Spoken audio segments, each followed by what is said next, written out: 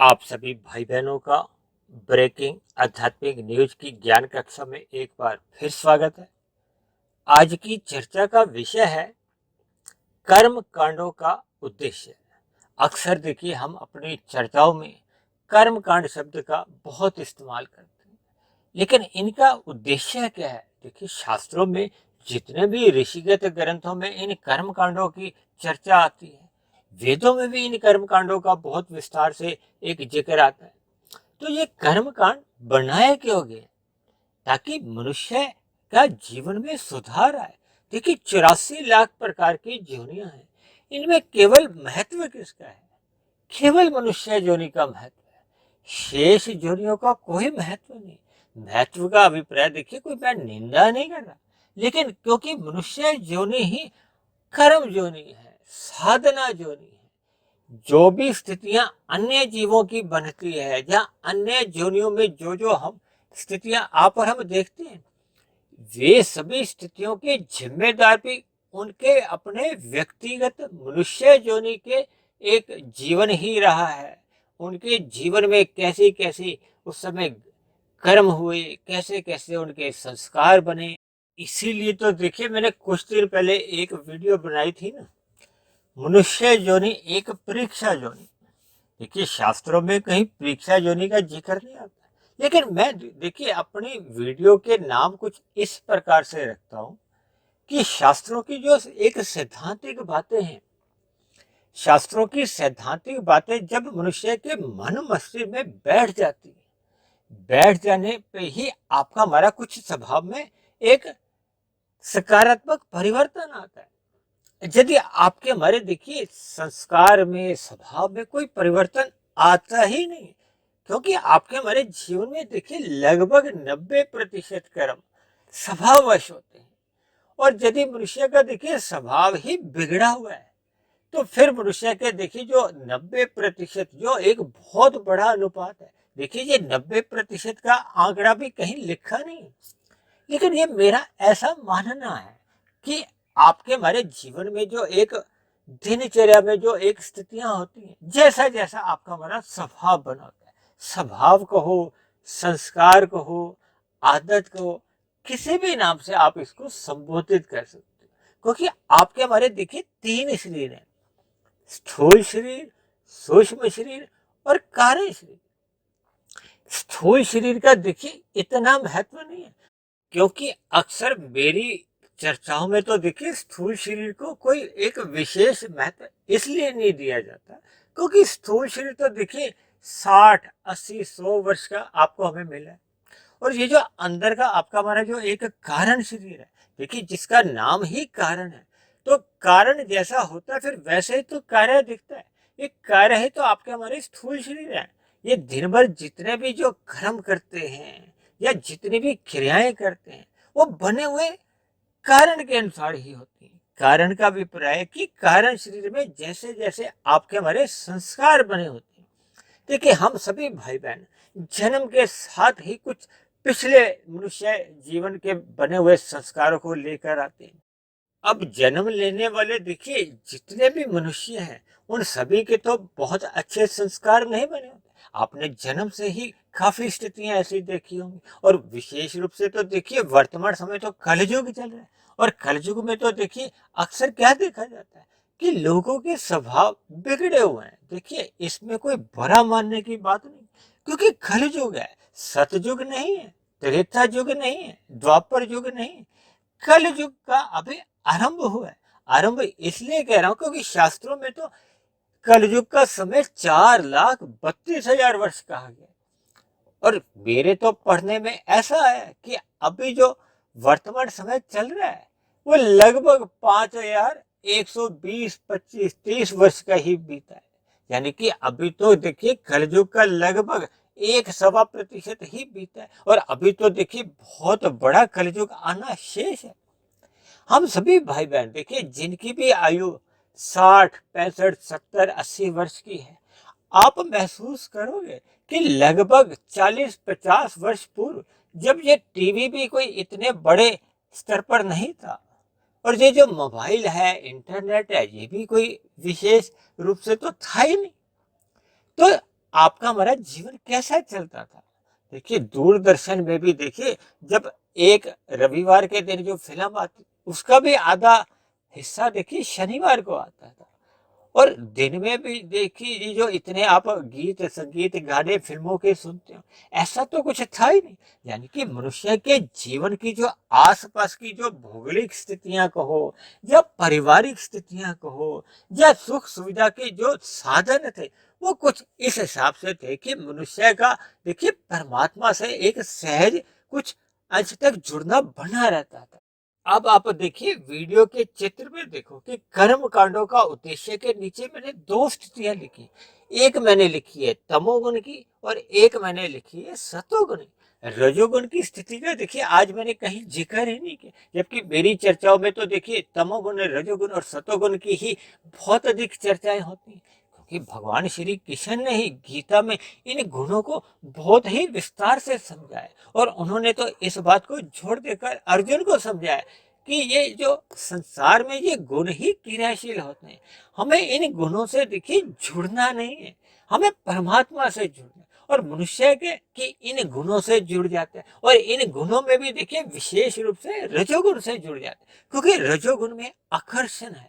ये संसार की जितनी भी जो चकाचौंध आप देखते हो, जितनी भी आप रंग रलियां देखते हो, जितने भी आप इधर उधर जो घूमने जाते हो, खाना पीना उठना बैठना घूमना फिरना, ये सब रजोगुण के कारण है। शास्त्रों में तो देखिए स्त्री पुरुष का जो एक आकर्षण है उसको भी रजोगुण से ही जोड़ा है। जबकि ये जो पदार्थ हैं ये तो सभी के सभी पदार्थ देखिए तामसी हैं। आपके हमारे जो स्थूल शरीर है वो भी तामसी है। इसी स्थूल शरीर को तो देखिए भगवान श्री कृष्ण ने गीता में एक रथ की संज्ञा दी है। रथ की संज्ञा देने का मतलब क्या है कि मनुष्य जीवन का एक विशेष रूप से महत्व है। देखिए मैंने बताया ना, अन्य जोनियों की जीवों का उतना महत्व नहीं। वो तो देखिए केवल भोग जोनियों में अपने पिछले व्यक्तिगत मनुष्य जीवन के कर्मों को भोग रहे हैं। चाहे मनुष्य से ऊपर की जोनियां हो चाहे मनुष्य से नीचे की जोनियां हो। नीचे की जोनियों में देखिए पाप कर्मों का क्षय होता है, ऊपर की जोनियों में पुण्य कर्मों का क्षय होता है। जबकि मनुष्य जोनि में देखिए हम सुख दुख भोगते हैं, यानी कि हमारे पुण्य कर्मों का भी नाश होता है और पाप कर्मों का भी नाश होता है। लेकिन सबसे महत्वपूर्ण बात क्या है कि मनुष्य जीवन पाकर आपको हमें एक अधिकार मिलता है, स्वतंत्रता मिलती है नए कर्म करने की। क्योंकि मनुष्य योनि में हम जितने भी कर्म सकाम भाव से करते हैं उनका कर्माशय बनता है। ये तो देखिए कर्म तो एक बीज है। और कभी कभी तो देखिए मैं कहता हूँ ना, हम धनुष से जैसे ही तीर छोड़ देते हैं, तो जैसे पृथ्वी पे कोई बीज बोते हैं तो उसका एक निश्चित समय के बाद कोई फल आता है। और इसी तरह ये जो हम तीर छोड़ देते हैं तो वो तीर छोड़े गए तीर तो देखिए कुछ ना कुछ अपना प्रभाव करते हैं। इसीलिए शास्त्रों में ये कर्म कांडों का उद्देश्य ही ये है कि मनुष्य जीवन पाकर हम अपनी दिनचर्या में एक सात्विकता लाएं। यह सात्विकता का अभिप्राय है कि हमारे कर्म सत्वगुण से प्रभावित होने चाहिए। ये जो रजोगुण और तमोगुण है, देखिए तमोगुण की तो विशेष रूप से इसलिए निंदा की जाती है कर्मों के दृष्टिकोण से। देखिए वैसे तमोगुण की कोई वैसे निंदा नहीं है। रात को जब हम सोते हैं तो अगर तमोगुण का हम संग नहीं करेंगे तो आपको हमें नींद भी नहीं आ सकती। लेकिन शास्त्रों में जो कहा गया है कि जब मनुष्य पाप कर्म करता है तो उसकी स्थिति तामसी बन जाती है। और ये जो मनुष्य से नीचे की जोनि है इनको भी तो तामसी जोनियां कहा जाता है। इसलिए मनुष्य जीवन पाकर हमें सर्वप्रथम अपने जीवन को एक व्यवस्थित बनाना होता है, संतुलित बनाना होता है। भगवान श्री कृष्ण ने तो देखिए अपने जीवन में ज्ञान का एक संदेश दिया अर्जुन को माध्यम बनाते हुए। 5 जो घोड़े दिखाए हैं रथ के, वो क्या दिखाते हैं? आपके हमारे ये भोग विषय है, आपके हमारी ज्ञानेंद्रिय हैं, आपके हमारी कर्मेंद्रिय हैं, आपके हमारे 5 भोग विषय के साथ साथ देखिए स्थूल शरीर के भी 5 तत्व हैं। तो इन पांचों को एक सही दिशा में ये घोड़े कहो, आपके हमारे जो कर्म सही दिशा में होने चाहिए, हमारा आपका जीवन एक मर्यादित होना चाहिए। ये सब बातें देखिए एक ही इशारा करती है कि आपकी हमारी दिनचर्या सात्विक होनी चाहिए। तभी तो देखिए वो जो एक लगाम है घोड़ों की, वो लगाम को देखिए मन कहा गया, क्योंकि इंद्रियां जितनी भी है, चाहे वो कर्मेंद्रिय है चाहे वो ज्ञानेंद्रिय है, वो बिना मन की स्वीकृति के कोई कार्य करते नहीं है। जब तक मन उनको स्वीकृति नहीं देता तब तक वो कोई कार्य नहीं करते। जैसे देखिए हम कार चलाते हैं, स्कूटर चलाते हैं, तो वो उसको रेस देते हैं ना, रेस देते हैं क्या है? वो उसको हम जैसे जैसे आगे गति बढ़ती है, इसी तरह आपकी हमारी दिनचर्या में देखिए सात्विक स्थितियां बनेंगी, राजसी या तामसी, ये मन पे निर्भर करता है। और मन किसके अधीन होना चाहिए? सात्विक बुद्धि के। देखिए बुद्धि 3 प्रकार की होती है, सात्विक, राजसी और तामसी। सात्विक बुद्धि देखिए परमात्मा ने हम सबको एक सृष्टि के आरंभ में प्रदान की, लेकिन जैसे जैसे मनुष्य देखिए संसारी विषय भोगों में लिप्त होने लगता है, तो उसकी आरंभिक स्थिति क्या बनती है? वो सत्वगुण से नीचे रजोगुण में गिर जाता है, उसकी राजसी बुद्धि बढ़ जाती है, उसको विषय भोग अच्छे लगते हैं, उसका अधिक धन कमाने में रुचि बढ़ जाती है। तभी तो ये 4 पुरुषार्थों में देखिए धर्म को प्रथम स्थान पे इसीलिए रखा गया कि आपका हमारा जो एक अर्थ है और काम है, आपकी हमारी भोग इच्छाएं हैं, वो धर्म की लगाम से एक नियंत्रण में होना चाहिए। यानी आपकी हमारी दिनचर्या या धन कमाने के लिए जितनी भी गतिविधियां हैं वो धर्मानुसार होनी चाहिए। लेकिन कलयुग में जब मनुष्य धर्म को एक किनारे कर देता है और धन को ही, अर्थ को ही और विषय भोगों को ही महत्व देने लगता है, तब ऐसी स्थिति में आपके हमारा जो एक ज्ञानेंद्रिय है, कर्मेंद्रिय है, यानी कि घोड़े वो अनियंत्रित हो जाते। जब लगाम ही छूट जाती है, लगाम सत्वगुण में रखने का अभिप्राय क्या है? भगवान ने स्वयं अपने हाथ में लगाम रखी है, यानी कि आपका हमारा जीवन परमात्मा की और शरणागति होना चाहिए। देखिए परमात्मा तो है विशुद्ध सत्वगुण ही सत्ता, और ये जो 3 गुण है, तमोगुण, रजोगुण और सत्वगुण, मैंने यहाँ देखिए 2 गुण लिखे हैं। तमोगुण को मैंने भय के साथ जोड़ा है और सत्वगुण को मैंने लोभ के साथ जोड़ा है। यानी कि आपके हमारे जीवन में ये तमोगुण का एक भय इसलिए दर्शाया गया, ये जो नीचे की जो दो जोनियां हैं 80 लाख प्रकार की, वे भी तो देखिए मनुष्य जीवन में किए गए पाप कर्मों का दुख रूपी फल ही भोग रहे हैं। और मनुष्य से ऊपर की जोनियां देखिए, ऊपर की जोनियों का आप ये जो हम संसार में विभिन्न प्रकार के जो सुख सुविधा के साधन देखते हैं, देखिए कुछ लोगों के पास देखिए अधिक धन है, स्वस्थ शरीर है, और भी उनके जीवन में अनुकूलताएं हैं। जब जब आपके हमारे जीवन में देखिए एक विशेष अनुकूलताएं होती हैं, तो यानी कि सुखों का एक आकर्षण कह लो। एक ही बात है, देखिए पीछे हमने स्वर्ग नरक के ऊपर भी कुछ चर्चाएं की थी। तो ये जो सत्वगुण को लोभ के साथ जोड़ा जाता है, ताकि एक आरंभिक स्थिति में मनुष्य रजोगुण में फिसले नहीं, डूबे नहीं। क्योंकि डूबना क्या होता है कि जब मनुष्य इन संसारी विषय भोगों का एक व्यसनी बन जाता है, तो कब वो तमोगुण में गिर जाता है, क्योंकि विषय भोग फिर अपने वेग से उसको पाप कर्मों में लगा देते हैं। इसीलिए मैंने तमोगुण के साथ एक भय की स्थिति उत्पन्न की है। ये जो देखिए कर्मकांड जितने भी बने हुए हैं, ये हमें तमोगुण में गिरने से बचाते हैं। तभी तो कहते हैं कि आरंभिक स्थिति में देखिए हमें कर्मकांड करते रहना चाहिए। अक्सर शास्त्रों में तो देखिए यहाँ तक भी कहा गया, आरंभिक स्थिति में तो देखिए ये कर्मकांड बेमन से ही होते हैं। बेमन का अभिप्राय होता है कि आपका हमारा मन किसी भी प्रकार से उसमें कोई एक सम्मिलित नहीं होता। देखिए अक्सर संसार में आप देखते हो कि जगह जगह सत्संग होते हैं, सत्संग में देखिए हजारों लोग बैठे होते हैं, लेकिन उनके जीवन में देखिए कोई एक सात्विक स्थितियां बन नहीं पाती।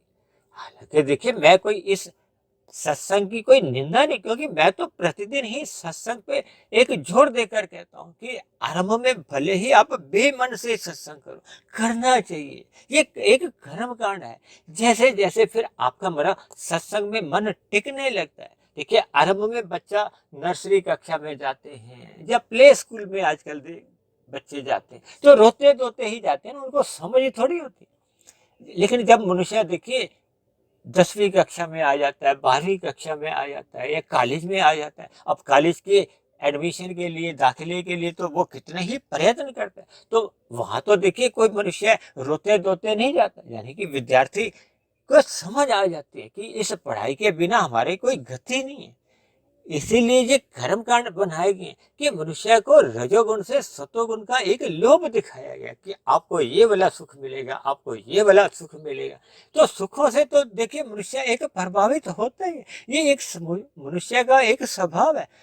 आरंभ में देखिए सुखों का एक प्रलोभन दिया जाता है ताकि वो किसी तरह सतोगुण में आए। देखिए जैसे प्ले स्कूल में बच्चों को देखिए एप्पल सिखाना होता है तो हाथ में एप्पल भी दे देते हैं, तो वहां देखिए प्ले स्कूल में विभिन्न प्रकार की खेलों द्वारा शिक्षा दी जाती है। तो ये सभी स्थितियां देखिए जैसे बच्चे को एक विभिन्न प्रकार की मर्यादाएं सिखाई जाती है ताकि उसका बड़ा भविष्य उज्जवल हो। इसीलिए ये कर्म कांड मनुष्य जीवन में इसलिए बनाए गए कि आपका हमारा जीवन भी देखिए बिगड़े नहीं। बिगड़ना क्या है, ये नीचे की जो 80 लाख प्रकार की जोनियां, ये आपका हमारा बड़ा भविष्य है। यदि हमारा आपका जीवन ये कर्म कांडों से एक व्यवस्थित नहीं रहता, आरंभिक स्थिति में देखिए हमेशा के लिए हमने कर्म कांडों में एक उलझना नहीं है। जैसे जैसे हम कर्म कांडों में एक ज्ञान पूर्वक फिर हम उन स्थितियों से बाहर आ जाते हैं, तब फिर तो देखिए हमें निष्काम भाव से कर्म करने होते हैं, परमात्मा का ज्ञान विज्ञान समझना होता है। फिर जैसे जैसे फिर हम प्रकृति के विषय भोगों से ज्ञान पूर्वक आपका हमारा वैराग्य होने लगता है और परमात्मा से फिर हमें प्रीति होने लगती है। तो ये ऊंची स्थितियां होती हैं। और यदि मनुष्य केवल कर्मकांड बेमन से ही करता है, उनसे कोई संदेश नहीं लेता, तो देखिए जैसे मानसून में दिनों में देखिए बीच बीच में जब वर्षा आती है तो मौसम ठंडा हो जाता है ना, ऐसे लगता है कि सर्दियां आ गई। तो वो आपका फिर वो जो मन है वो अस्थायी रूप से परिवर्तित होता है। और जैसे ही कर्म कांडों से हम उस दायरे से बाहर निकल आते हैं तो फिर अपने संसारी में ही खो जाते हैं। अब देखिए जब हम शमशान घाट में जाते हैं तो वहां के जितने भी क्रियाक्रम होते हैं वो आपको हमें देखिए संसार से कुछ क्षणिक वैराग्य का एक वातावरण देती है कि मनुष्य ज्ञानमय स्थिति में लौट आता है। उसको अपना स्थूल शरीर का उतना महत्व नजर नहीं आता जितना संसार में विषय भोगों में नजर आता है। देखिए एक संसारी मनुष्य है, पाप कर्म क्यों करता है? विषय भोगों के लिए, स्थूल शरीर को अधिक महत्व देता है। जबकि देखिए एक साधारण बोध तो सबको ही होता है, जब जब मनुष्य पाप कर्म करता है तो उसका देखिए भविष्य में हमें कर्म फल के सिद्धांत के अनुसार दुख भोगने होते हैं। इसलिए तो ये जो मनुष्य से नीचे की जो 80 लाख प्रकार की जोनियां हैं, कितनी जोनियां तो देखिए हमारे आपके घरों के आसपास ही है, इनसे हम ज्ञान नहीं लेते। देखिए उनकी क्या स्थिति है आज। आज उनको अपने भोजन के लिए ही इधर उधर घूमना पड़ता है। हम सभी भाई बहनों को तो देखिए नाश्ता भी मिल जाता है, दोपहर का खाना, रात का खाना, सोने की व्यवस्था है, कपड़े हैं, सब कुछ है। लेकिन मनुष्य जीवन पाकर हम सत्संग नहीं करते। और सत्संग तो देखिए तभी मनुष्य के जीवन में अपना एक सकारात्मक प्रभाव दिखाता है जब हम सतोगुण में रहने का अपना स्वभाव बनाते हैं, अपनी दिनचर्या व्यवस्थित रखते हैं, अपना रजोगुण को मर्यादित रखते हैं। देखिए जब तक आपका हमारा रजोगुण मर्यादा में नहीं आएगा, भगवान श्री राम ने अपने पूरे जीवन में देखिए विभिन्न प्रकार की मर्यादाओं का एक ज्ञान संदेश दिया है। भगवान श्री कृष्ण ने तो देखिए गीता में एक ज्ञान संदेश दिया, प्रकृति का, आत्मा का, परमात्मा का। लेकिन भगवान श्री राम ने तो अपने जीवन में एक मर्यादाओं को सिखाया ताकि आपके हमारे जीवन में देखिए मर्यादाएं हों। मर्यादित जीवन रहने से फिर आपका हमारा सतोगुण में रहना एक स्वभाव बनता है।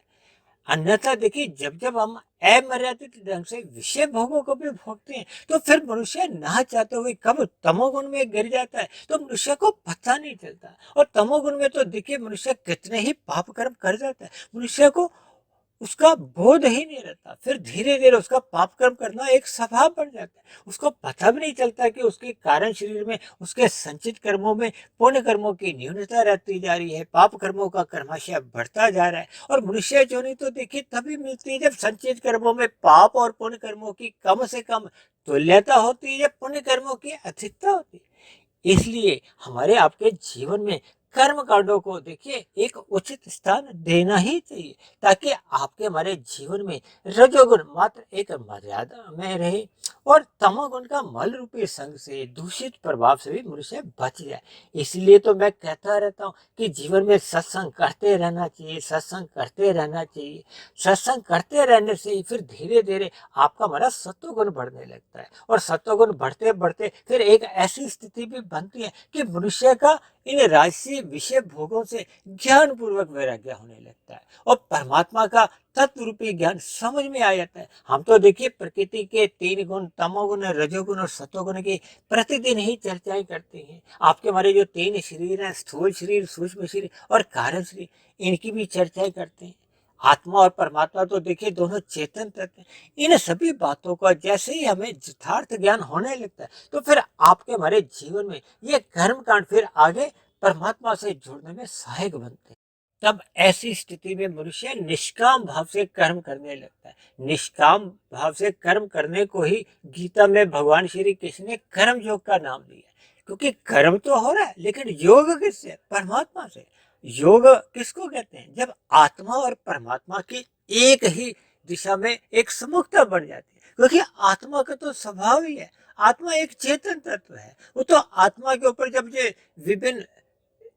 ये भोगों के जो आवरण आ जाते हैं तो फिर परमात्मा से हम विमुख हो जाते हैं। जब जब आपके हमारे जीवन में देखिए अधिक भोग आते हैं तो कहाँ आपको हमें देखिए परमात्मा की याद रहती है। इसीलिए तो कहा गया कि अधिक सुखों में हमें डूबना नहीं है। तब ऐसी स्थिति में ये जो आपके हमारे जीवन में जो कर्म कांड एक बने हुए हैं, यही आपकी हमारी एक रक्षा करते हैं। देखिए अभी थोड़े दिन पहले नवरात्रों का एक 8, 9, 10 दिनों का जो एक पर्व आता है, तो ये सभी हमें देखिए परमात्मा का एक रास्ता दिखाते हैं कि हमें परमात्मा की ओर ही चलने में आपके हमारा एक जीवन सफल हो सकता है, सार्थक हो सकता है। अन्यथा देखिए ये जो संसार में हम जितना भी देखिए धन कमा लेते हैं, जितने भी विषय भोगों की एक भोग भोगते रहते हैं, आपका हमारा स्थूलशील तो देखिए क्रमशः एक सीमा के बाद, एक प्रौढ़ अवस्था के बाद तो शिथिल होना लगता है। ये जो भोग्य इंद्रियां हैं ये भी शिथिल हो जाती हैं और एक ऐसी स्थिति आती है कि ये भोग विषय को भोगने में ये स्थूल इंद्रियां कहो, ज्ञानेंद्रियां, ये पूर्ण रूप से निष्क्रिय हो जाती है, ये भोग ही नहीं पाती। तब ऐसी स्थिति में यदि आपके हमारे विषय भोगों के संस्कार बने हुए हैं तो फिर ये आपको हमारे एक दबी हुई वासना ही फिर अगले मनुष्य जीवन का कहो या नीचे की जोनियों का या जैसे भी देखिए आपके हमारे कर्मों की स्थितियां होती हैं। क्योंकि अगली जो हमें जोनी मिलती है उसका मूलभूत आधार वो जो संचित कर्मों में जो हम कर्म कर चुके होते हैं सकाम भाव से, वही एक मूल रूप से आधार बनते हैं। इसलिए ये कर्म कांड करते रहने से आपके हमारे जीवन में मनुष्य कम से कम पाप कर्मों से तो बचा ही रहता है, यानी कि उसका संचित कर्मों का कर्माशय नहीं बिगड़ता। तब ऐसी स्थिति में मनुष्य के मरने के बाद उसकी अधोगति होने की संभावना समाप्त हो जाती है।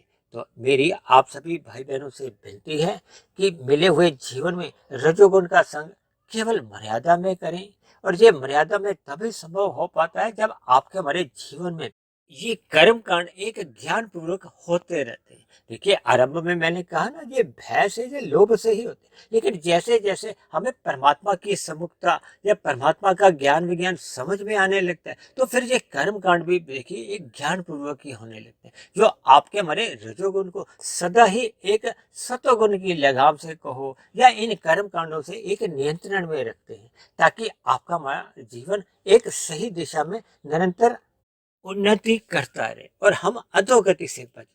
ऐसी सात्विक स्थितियां निरंतर आपके हमारे जीवन में जब एक स्थायी रूप से बन जाती हैं तो फिर मनुष्य की देखिए आध्यात्मिक साधना आरंभ होती है और जैसे जैसे मनुष्य साधना के मार्ग पर चलता है तो फिर उसकी एक आध्यात्मिक उन्नति होने लगती है। और मनुष्य जीवन में हम देखिए जितनी भी आध्यात्मिक उन्नति कर लेते हैं वो आपके हमारे जीवन में एक सुरक्षित बनी रहती है और आध्यात्मिक उन्नति करने वालों का देखिए कभी भी अधोगति का कोई कारण ही नहीं बनता, क्योंकि उनके जीवन में देखिए पाप कर्म तो बहुत ही पीछे रह जाते हैं।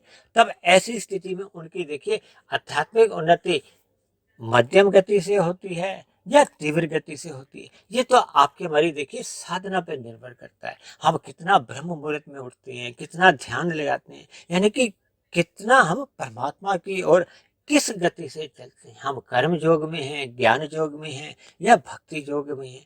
तो ये सभी शुभ स्थितियां तभी आपके हमारे जीवन में बन पाती हैं जब हम अपने मिले हुए जीवन में कर्म कांडों को एक उचित महत्व सदा देते रहते हैं। तो ऐसी सभी शुभ स्थितियां हम सभी भाई बहनों के जीवन में भी बने। इन्हीं शुभकामनाओं के साथ आज की चर्चा विशेष को हम यही विश्राम देते हैं।